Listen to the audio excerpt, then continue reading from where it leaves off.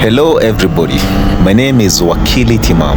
I'm a motorcycle rider from Kenya, and this is a video of me riding my adventure motorcycle, a Yamaha Tenere 700, on the floor of the Suguta Valley in Kenya, in what was my first attempt to cross from the town of Lokicha all the way to the town of Baragoi through Suguta Valley. I am about to do my first river crossing, going across the Suguta River. I had been warned in the village of Kamuge, which is approximately 10 kilometers ahead of this location, that I might require help. And as such, you can see me stopping here to weigh my options and see whether or not I should call for assistance.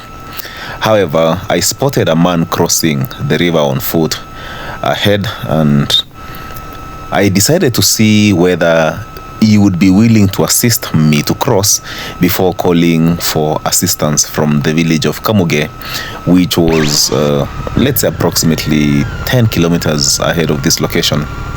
You can see this is me cautiously approaching the river, and at this point I will attempt to hail that man to see whether he would be willing to assist me to hold the bike so that the current of this river does not cause me to fall into the river, because if the bike is dropped into the water, there is no garage to assist me in clearing the water from the engine, and this place does not have very good network reception, so I would end up being stranded approximately 130-140 kilometers away from the nearest town, or rather nearest proper town, or somewhere with tarmac where you would expect to have the bike maybe towed to Nairobi.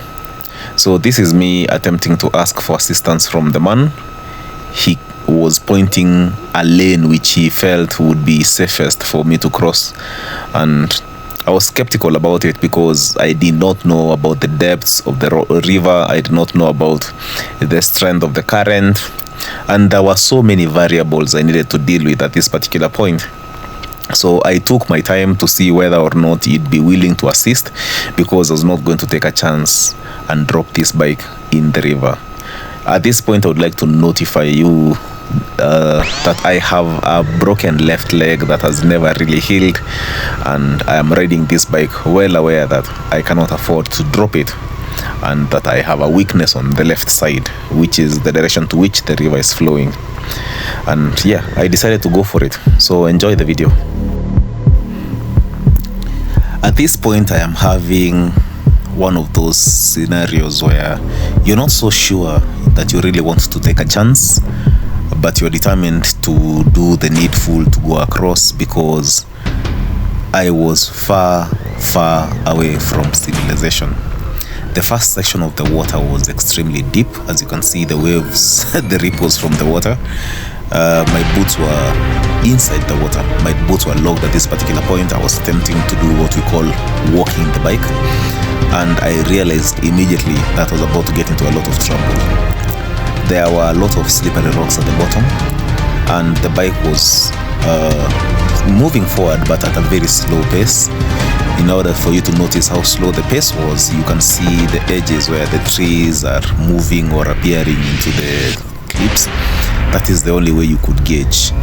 The length or the distance across was approximately 120-130 meters, and it may not seem like a lot until you're inside the water, with the water flowing at that pace. And if you make the mistake of looking at the river, you will feel dizzy.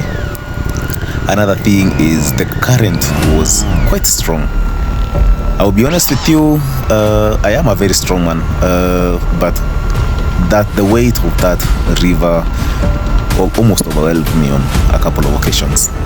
So I desperately requested the man to come. I held him by hand, requested him to come and help me, because I felt that if I did not receive that help, I was most probably going to drop that bike.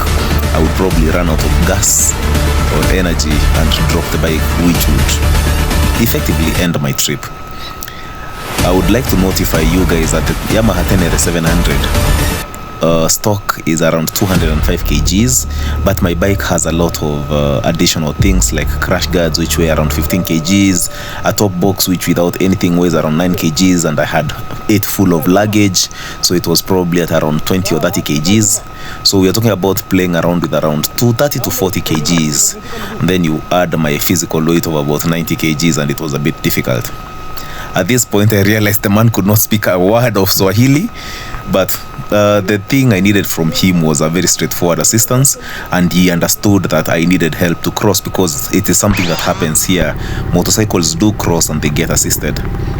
From this point he was pushing me across, and to be honest, the moment he came, my confidence soared up. But at some point I believe some water might have gotten into my intake, because I was struggling with power. And in fact, like on some parts ahead, you'll notice that the bike will stall multiple times. But yeah, the water cleared out of the system quite quickly, and I was able to keep moving and making progress. This is probably one of the stupidest things I've done on a motorcycle, but those who know me know that I've done something worse. There's a time I attempted to cross a section of Lake Turkana on a motorcycle from the direction of Loyangalani to the Komote Island, where the smallest community of Kenyans, estimated to about 30 people, live. And yes, that one was about a 2-kilometer stretch. This one was shorter but tricky because the water was moving. But with the assistance of this man, whose name I never really got to find out because we could not communicate due to language barrier, I was able to cross effectively. As you can see, we've passed the difficult part. This is the bit where the bike stalled because of the water that managed to get into the air intake, but I was able to get it back up after a few attempts and finish.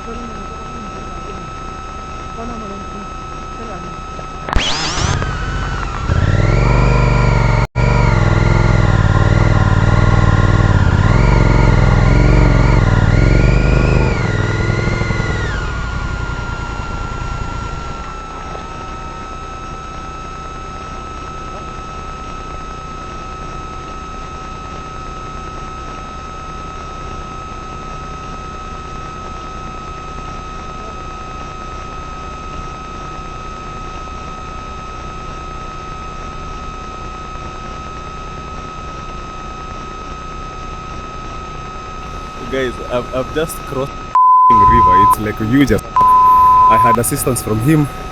It's like that big. Like that's how big the river is. And it's both deep.